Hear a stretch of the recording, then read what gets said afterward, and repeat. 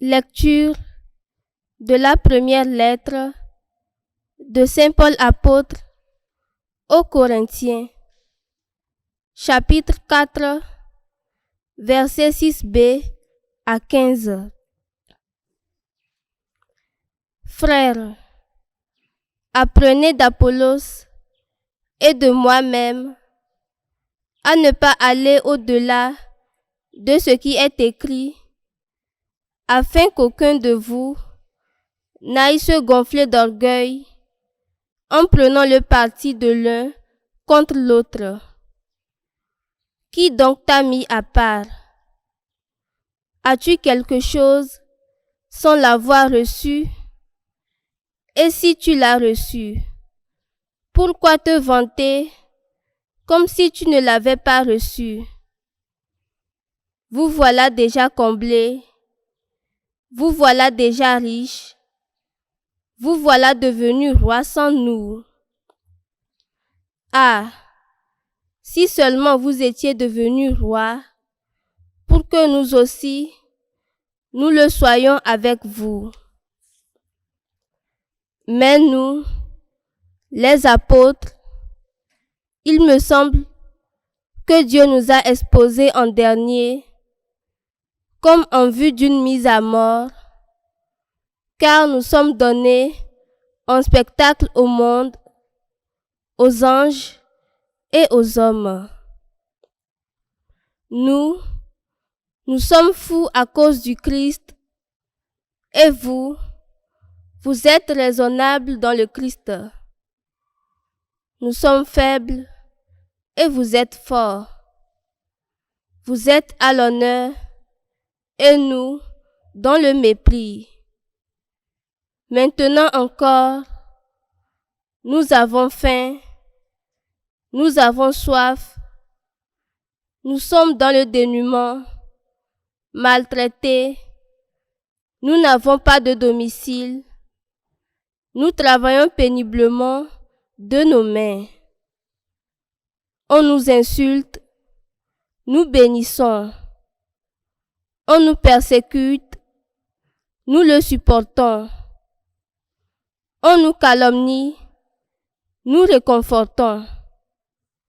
Jusqu'à présent, nous sommes pour ainsi dire l'ordure du monde, le rebut de l'humanité. Je ne vous écris pas cela pour vous faire honte, mais pour vous reprendre comme mes enfants bien-aimés. Car dans le Christ, vous pourriez avoir 10 000 guides, vous n'avez pas plusieurs pères. Par l'annonce de l'Évangile, c'est moi qui vous ai donné la vie dans le Christ Jésus. Parole du Seigneur.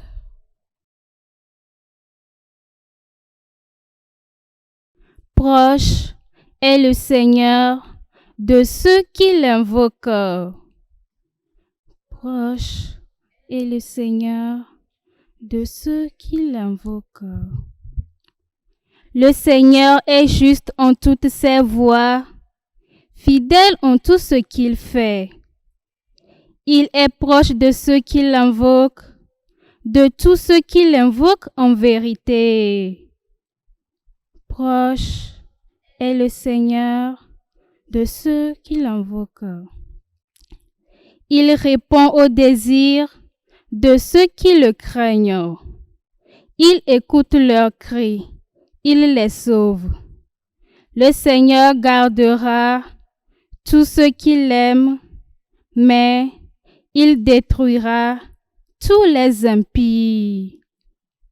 Proche est le Seigneur de ceux qui l'invoquent. Que ma bouche proclame les louanges du Seigneur. Son nom très saint, que toute chair le bénisse, toujours et à jamais. Proche est le Seigneur de ceux qui l'invoquent.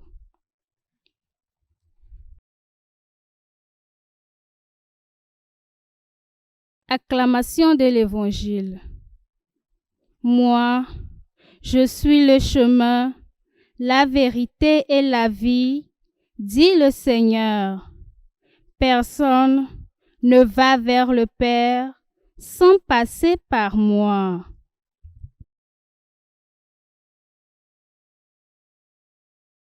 Évangile de Jésus-Christ selon saint Luc, chapitre 6, versets 1 à 5. Un jour de sabbat, Jésus traversait des champs. Ses disciples arrachaient des épis et les mangeaient, après les avoir froissés dans leurs mains. Quelques pharisiens dirent alors, « Pourquoi faites-vous ce qui n'est pas permis le jour du sabbat ?» Jésus leur répondit, « N'avez-vous pas lu ce que fit David un jour qu'il eut faim, lui-même et ceux qui l'accompagnaient? Il entra dans la maison de Dieu, prit les pains de l'offrande, en mangea et en donna à ceux qui l'accompagnaient, alors que les prêtres seuls ont le droit d'en manger. Il leur disait encore, le Fils de l'homme est maître du sabbat. » Acclamons la parole de Dieu.